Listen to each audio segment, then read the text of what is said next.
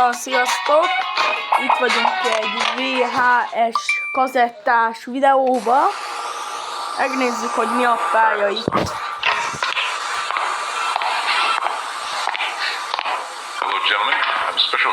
Nézzétek, én addig játszok a barátommal. Glad to meet you too. I'm Detective William Bradley. I'm in charge of this investigation, and this is the police sergeant David Miller. Please, take a seat. Alright, so go ahead and give us the rundown on this case. Everything you guys know and everything you guys are suspicious of. If I'm not mistaken, this is a case of a serial murder, is that correct? Yes, sir, as well as theft and bribery, among others. Now, this relates back to a string of disappearances that started popping up about a year ago, all relating back to a kids' entertainment company called Fazbear Entertainment. This first case involved a man named John Roberts, whose family told us was a paranormal investigator. On the night of August 19th, 1985, around 2 o'clock, he was hired to look into the company's supernatural occurrences. However, his family reported that same morning that he hadn't come home and has been missing ever since. Now, originally we suspected that he had been kidnapped, but witnesses who live close to the restaurant strip mall lead us to believe a different story. They reported hearing a loud gunshot. Some recognized it as a shotgun blast that came from the parking lot during the night. When we arrived on scene after a disturbance call about it that evening, we found shattered glass from a broken window pane that landed on the outside of the building. We did manage to find a small blood sample on the ground as well as fingerprints off the victim's equipment, confirming that this was him and he had indeed been murdered. However, we found nothing giving us any idea of who the actual killer was. So we asked the company if they might have caught the event on camera. Their response was that Mr. Roberts had requested that the building's power be shut off and that the building's entrance doors be unlocked for him to enter. So, with the prospect of literally anybody being able to enter the building at any time, nobody could exactly prove that the company itself was involved. So we eventually just passed this case off as some crack job who stumbled on the unlocked door, figured he'd try to score himself a payday by robbing the place. Saw Mr. Roberts broke into the building and then shot through the window to ensure no witnesses. Afterwards, he spent the rest of the time before we got there doing the best to clean up after himself. And then another case came up about a few months after that, on March 15th, 1986. The family of a mechanic for After Robotics, their LLC sister company, filed a report about their missing son, Matthew Walker. Again, we arrived at the restaurant and found no tangible evidence of a crime that was committed, so the second time we asked if the company had any idea about this event, or again, had maybe caught it on camera.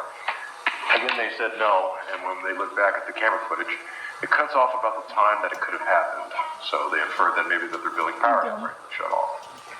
So again, nobody at the time could prove they were responsible for his disappearances, but I think we both know lightning doesn't strike in the same place twice. So we kept a closer eye on it this time. Finally, the smoking gun case that told us something fishy was going on was the disappearance of Jacob Carter, who was a new hire for the company and reported missing after he didn't come back for his first night shift on October 29th, 1986. Again, no evidence of a crime could be found anywhere, but this time when we asked the company for the footage, they agreed, but discovered it had, quote, mysteriously gone missing as soon as they went to look for it. So y'all start to sense a pattern here. 3 missing people are gone without a trace, and a suspiciously uncooperative company are seemingly covering up these incidents. And that's just the tip of the iceberg. Do also bear in mind that all of this is on top of 4 extra missing kids cases relating to the company as well. I unfortunately don't have the documents on hand with me right now since they were just requested by our CSIs a few minutes before this. But what I do still have is everything that happened afterwards, which is pretty much just shows that all these cases resulted in successful lawsuits by their respective families, costing the company millions in reparations and bringing them closer to bankruptcy. I see. What about this guy you caught last night? How does he fit into all this? Well, as of now, he's confessed to being the one responsible for everything we just mentioned. In front of you is everything we could find on him in our archives. He confessed that he murdered the 4 kids, Gabriel Martin, Jeremy and Susie Collins, and finally Fritz Robertson, as well as the additional 3 cases we just talked about, claiming that they were too close to discovering the truth. Which is? Well, that's the other thing. He's been real picky about which questions he answers. We asked where the bodies were, he said nothing. We asked how long he's been doing this, he said nothing. And he's even avoided questions just relating to his side of the story. Not sure why he wants to still keep secrets from us now, even after letting the cat out of the bag. Also, his responses don't seem very genuine. Don't seem genuine? Are you sure he's not just trying to throw you guys off? Agent Edwards, observe. Na, srácok, szerintem ennyi lett volna a mai VHS videó.